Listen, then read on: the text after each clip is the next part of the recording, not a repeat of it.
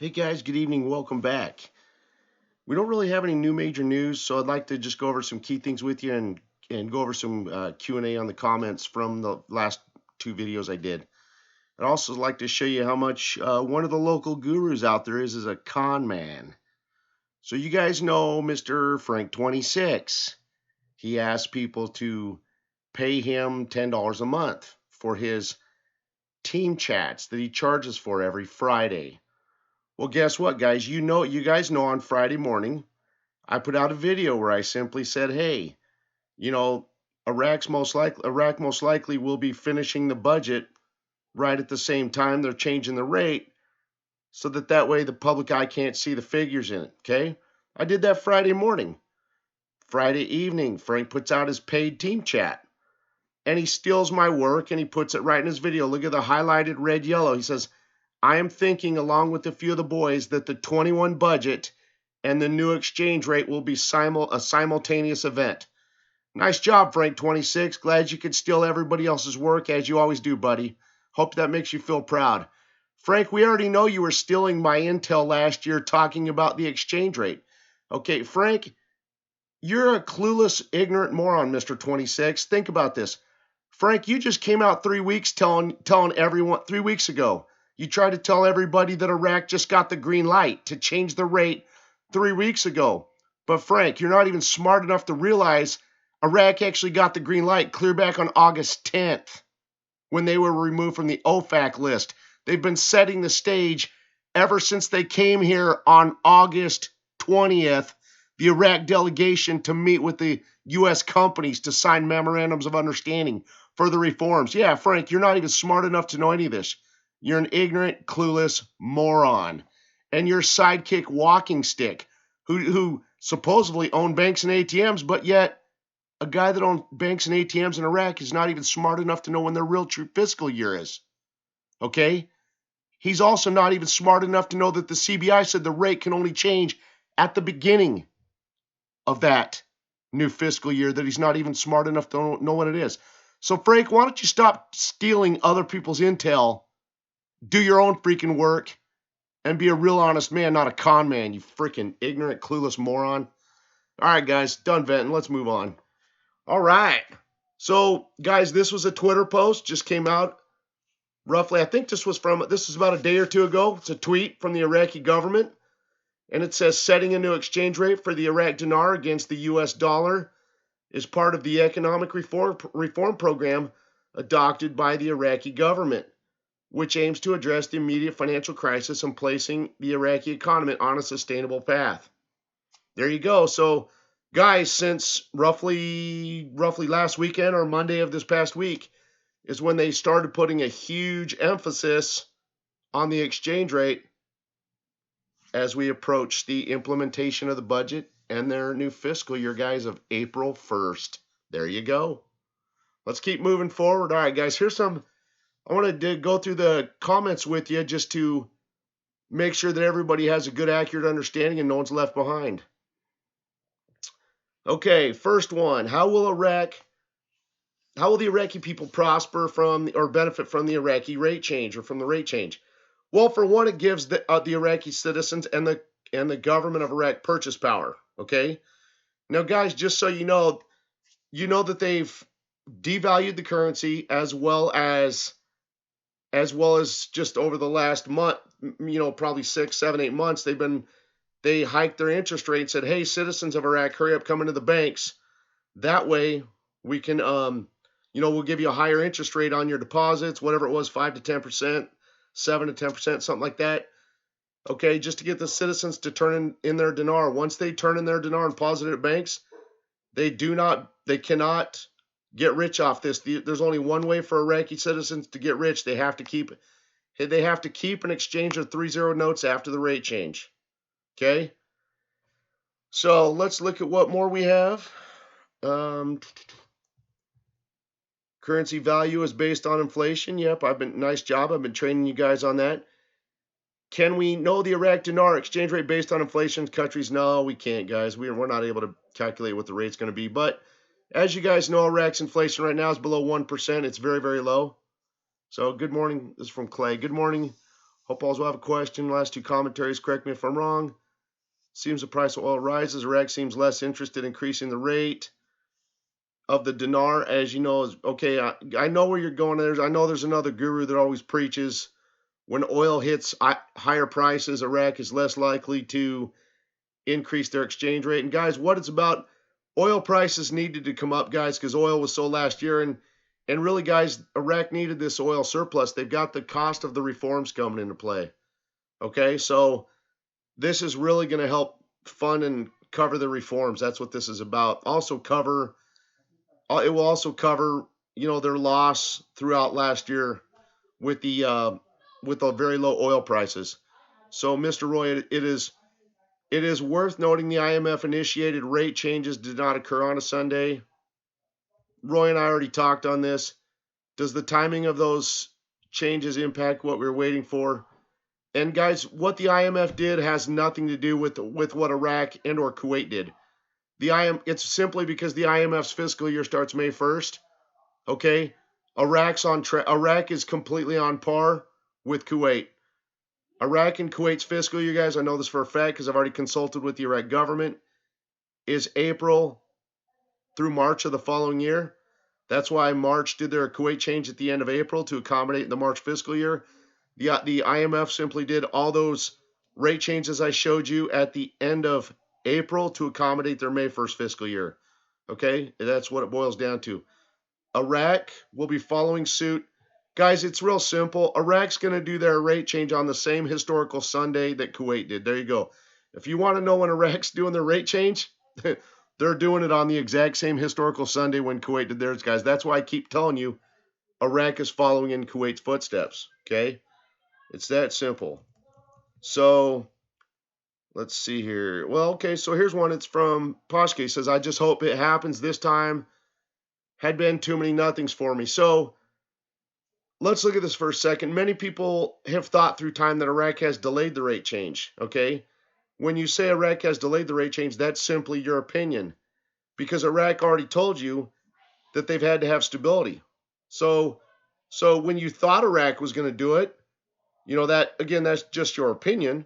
But really, now re-ask yourself in the past, have you ever seen Iraq achieve stability in preparation to be able to change rate? And the answer to that's no. So through time, everyone that thought that the rate change was going to happen, but yet it turns out it didn't happen, guys, it's simply a misunderstanding because Iraq did not and had not achieved stability, and they were not prepared to change the rate ever before in the past, okay? So it's all based on stability. That's the number one thing we've been waiting for this whole time. Now the number one thing, because they have stability that you're waiting on, guys, is nothing more than a fiscal year. But again, Iraq is walking in Kuwait's footsteps. So let's look at this a little bit more.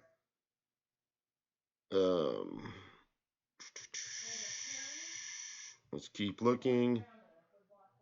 So if the rate change now could be delayed until April or even May, I don't know what that question's about. Mike, I was just wondering, we had seen articles that pointed out for the justification of devaluing was to bring in 3-0 notes off the street. Would there be any way that before the official revaluation they might want ours off the street? Mike, I guess I've already showed you guys an article that's from the Central Bank of Iraq. I really focus and I try to train you guys only listen to what the CBI says. I think, Mike, the only way I could look at your question is you might be thinking that maybe they're going to do two different rate changes. I was the only way that maybe like you have a sucker rate before the real rate. And they can't do that, Mike, because at least not in the same year. The CBI says they're only allowed to have one rate change per fiscal year. Okay?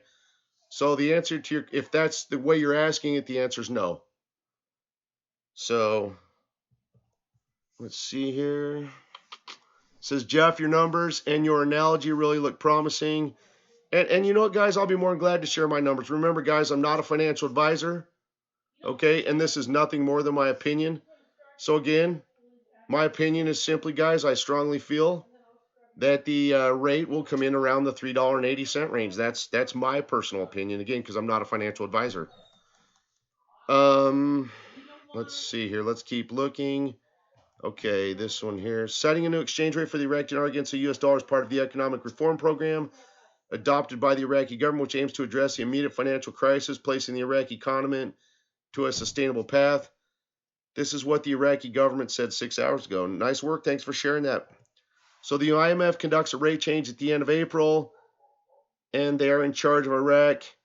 Why are we saying it is in March? Well, again, William, it's real simple.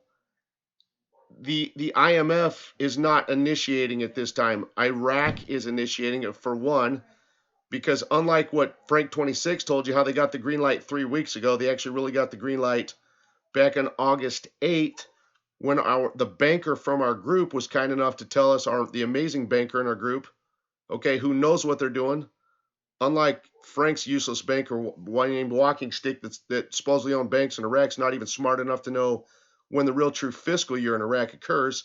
Our banker knew that Iraq actually got removed from that OFAC list back on August 10th, shortly before they came to Washington as of August 20th to meet with U.S. business officials such as GE to sign memorandums, MOUs for construction reform and so forth to rebuild their country through the reform process. Okay, so but again, these rate changes here are initiated directly by Iraq, not the IMF. Okay, the ones I showed you at the end of April, those were initiated by the IMF for the IMF's financial benefit and gain, that again catered to the IMF's fiscal budget period. These ones are happening by Iraq, initiated by Iraq for Iraq's fiscal budget period. Okay, it's that simple. Is there an accountant or financial advisor who can answer this question? Is the gain from this exchange rate considered taxable income? Guys, I know a lot of people think this isn't going to be taxable.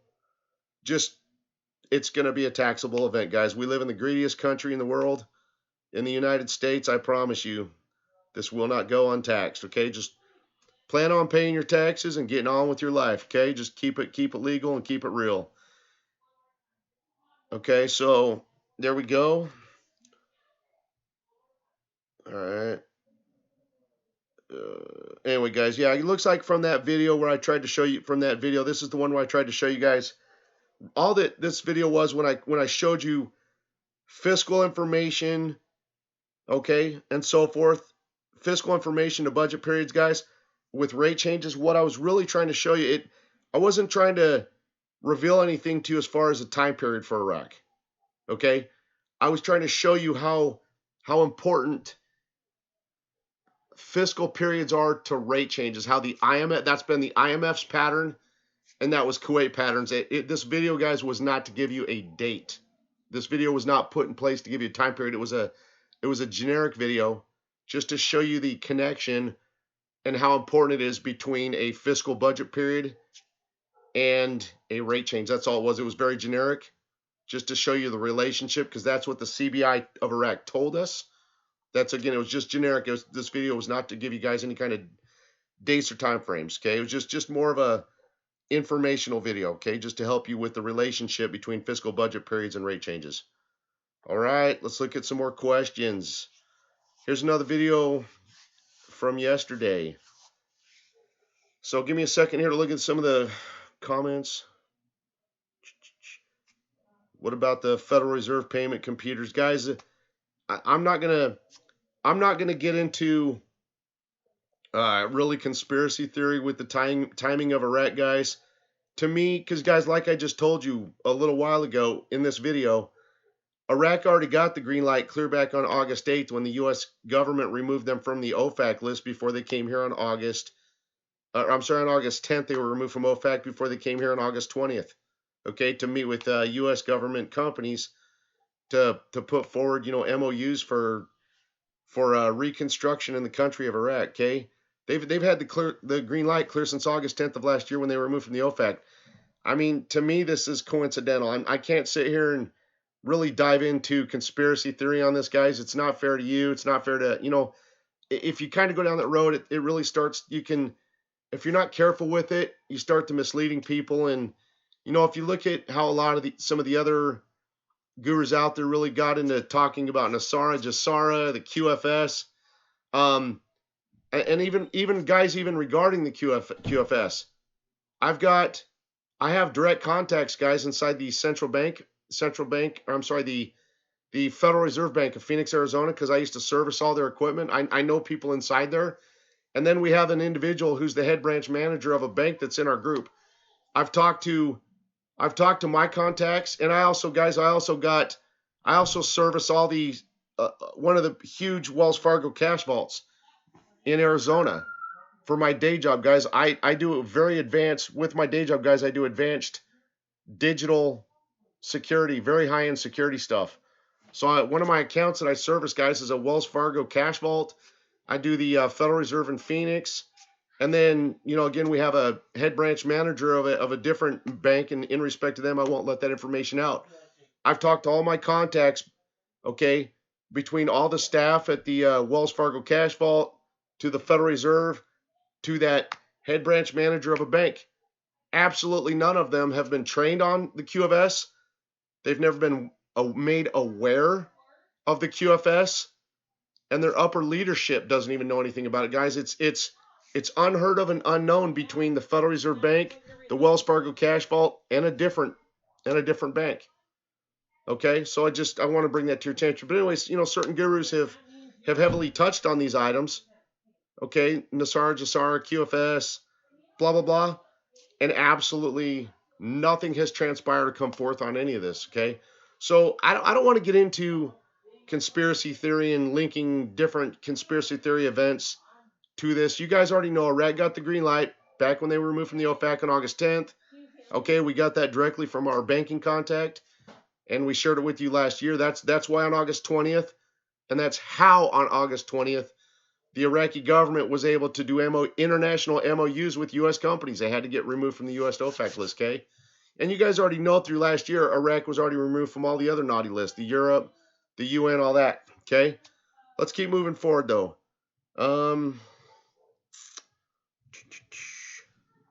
So let's see here. Let me see. Nice. Ryan says Iraq playing games never. All right. Let's see if there's a few more. Yep. Mr. Timothy Hensley, they constantly delay releasing the 21 budget by design. But one thing for sure we're going to find out in the next 3 weeks. I've been waiting 8 years. What's another 3 weeks? Good time to finalize our plans. And then Michael Vandenberg, he goes, I thought that he's mentioning the Iraq budgets. He thought it was written in U.S. dollar figures, so we can't tell the rate. And they actually, and Michael, let me help you out with that. Usually they'll show you the Iraq's budgets both ways. They'll show it to you calculated in trillions of dinar. They also give you the U.S. dollar amount of that budget. They actually give you both. Okay, but in this case, here's the reality in this, guys. The government of Iraq can turn around and tell the media right now, and they have, by the way, so I'm not making this up. The Iraq government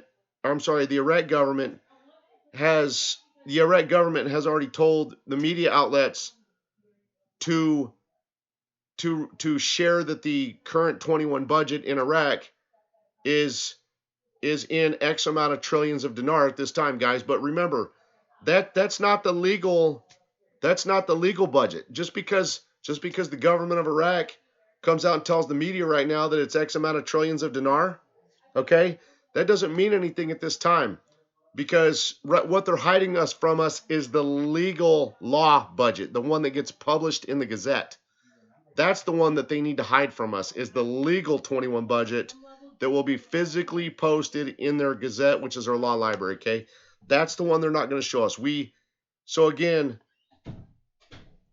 you want to observe what they do right between now and the 21st, guys, because they most likely will not approve that 21 budget, okay, probably until Saturday the 20th. That will be very telling and revealing when they do that, okay? If they delay the 21 budget until Saturday, March 20th, guys, mark my words, it's linked to the rate change, okay? It'll be calculated. It'll be calculated off the rate change in billions of dinar instead of trillions of dinar. That's a very important thing you want to watch and observe, because that will confirm a lot to you about the rate change and March 21st. Okay, that's what you want. That will answer almost all your questions for anyone who's skeptical or concerned, or is the rate change really going to happen? Watch the timing for the approval of the 21 budget. So, Mr. Darrell, the central bank announces a rise in cash reserves to $55 billion. That's good information. Mr. Stacks Johnson, you're a mind reader. I was going to tell you about the IMF rate changes in late April, but again, guys, those were changes initiated by the IMF in for their fiscal period it ends in March, starts April 1st. That has nothing to do with Iraq.